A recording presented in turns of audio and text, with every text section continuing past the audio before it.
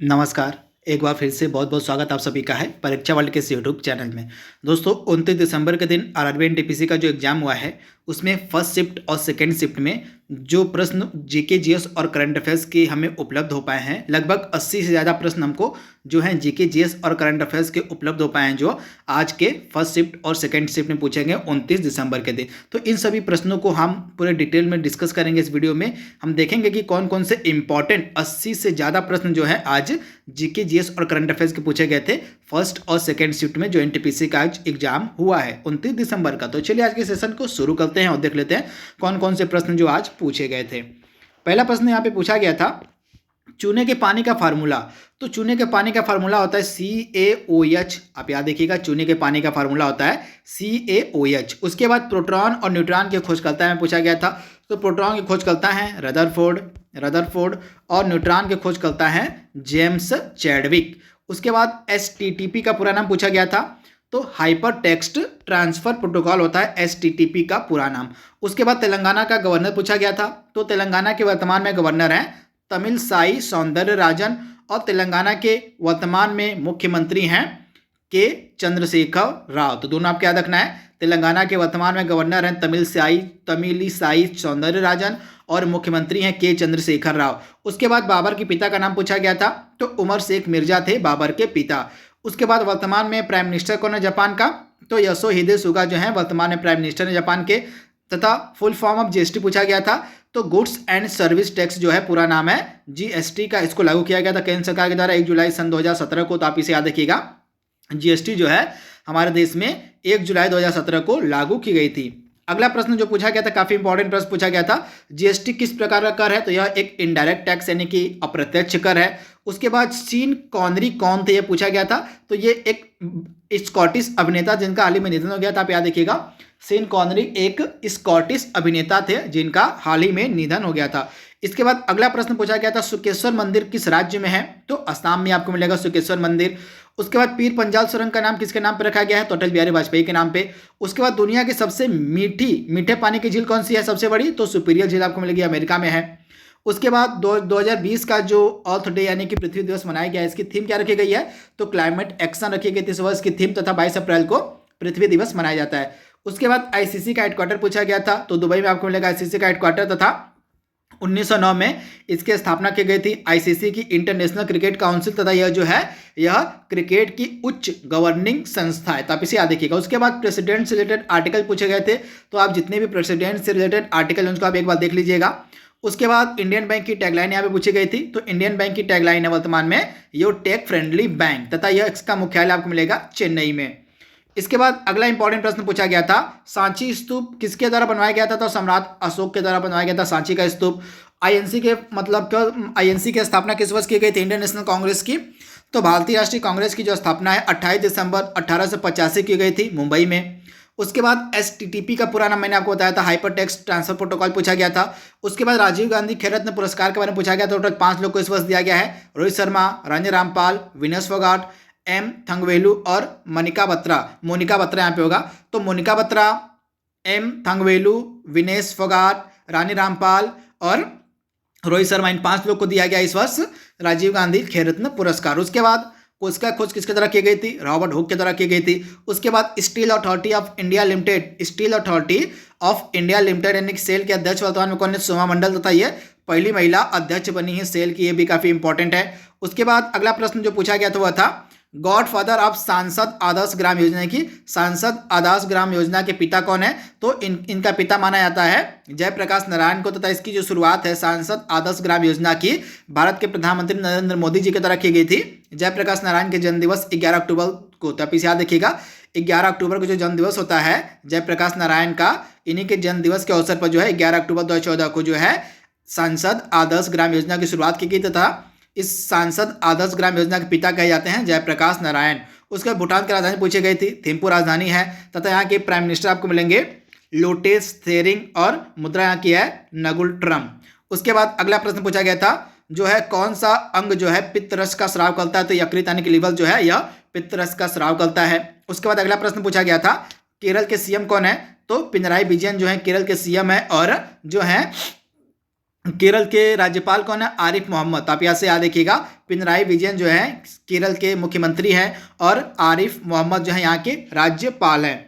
अगला प्रश्न पूछा गया था तो यह था आईपीएल विनर टीम के बारे में। तो 2020 का जो आईपीएल था यह दुबई में खेला गया था, आपको पता ही है, संयुक्त अरब अमीरात। आप याद देखिएगा, संयुक्त अरब अमीरात यानी कि यूएई में खेला गया था 2020 का आईपीएल। तथा इसको जीता किसने है? मुंबई इंडियंस ने जीता है तथा उप विजेता थी दिल्ली कैपिटल्स। उसके बाद यूएनओ के सेक्रेटरी के बारे में पूछा गया था। तो यूनाइटेड नेशंस ऑर्गेनाइजेशन के महासचिव हैं एंटोनियो गुटरेज, ये पुर्तगाल के हैं। उसके बाद जापान के प्राइम मिनिस्टर हैं योशिहिदे सुगा। उसके बाद भारत का जो संविधान दिवस है यह प्रतिवर्ष 26 नवंबर के दिन मनाया जाता है। उसके बाद गांधी जी का जन्म स्थान कहाँ पे था? पोरबंदर। 2 अक्टूबर 1869 को गांधी जी का जन्म हुआ था।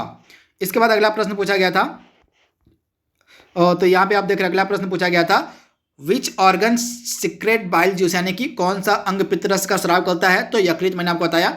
उसके बाद यह सभी प्रश्न तो रिपीट हो चुके हैं। उसके बाद ये भी प्रश्न रिपीट हो चुका है। तो हु इस्टेब्लिश कांग्रेस यानी कि कांग्रेस की स्थापना किसके द्वारा की गई थी? तो मुंबई में की गई थी एयू ह्यूम के द्वारा। ये फाउंडिंग फादर माने जाते हैं एयू ह्यूम कांग्रेस के, तथा 28 दिसंबर 1885 को कांग्रेस की स्थापना हुई थी। लाइकेन क्या है? आप देख लीजिएगा, लाइकेन के बारे में प्रश्न पूछा गया था, लाइकेन क्या है। उसके बाद रॉबर्ट हुक के द्वारा किसकी खोज की गई थी? कोशिका की।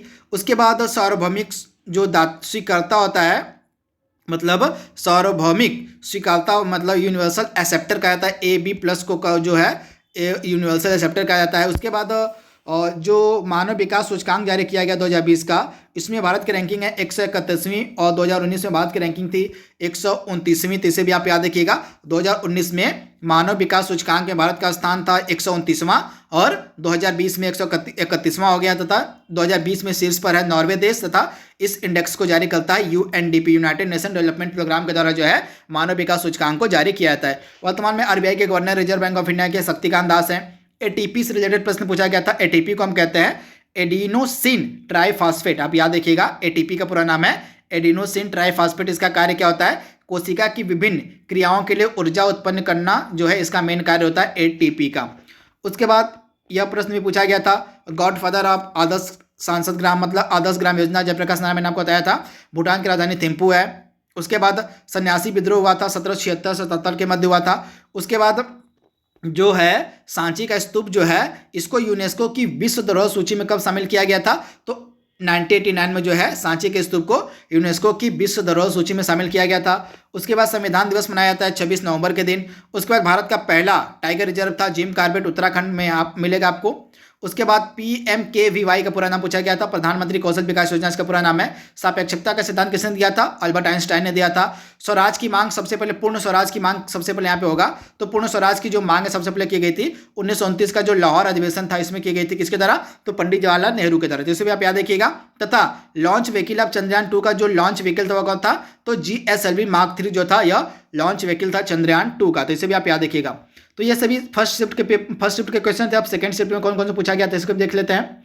तो सेकंड शिफ्ट में ऐसे प्रश्न पूछे गए थे, विटामिन डी के कमी के कारण कौन सा रोग होता है? तो नॉक, नी और रिकेट्स, ये दोनों बीमारियां होती है विटामिन डी के कमी के कारण। उसके बाद जो क्लोरीन होता है उसको पीरियोडिक टेबल में कहाँ रखा गया है? तो क्लोरीन को जो है पीरियोडिक टेबल में ग्रुप 17 में रखा गया है। उसके बाद भारी जल का फार्मूला पूछा गया, डिटगो होता है। नोकिया के वर्तमान में CEO कौन है? पेक्का लुंडमार्क जो है नोकिया के वर्तमान में CEO हैं। उसके बाद बाफ्टा का वर्तमान में अध्यक्ष कौन है? कृष्णेंदु मजूमदार जो है बाफ्टा के अध्यक्ष हैं वर्तमान में। उसके बाद राजस्थान का गवर्नर कौन है? तो कलराज मिश्र राजस्थान के गवर्नर हैं और अशोक गहलोत जो है यहाँ के मुख्यमंत्री हैं।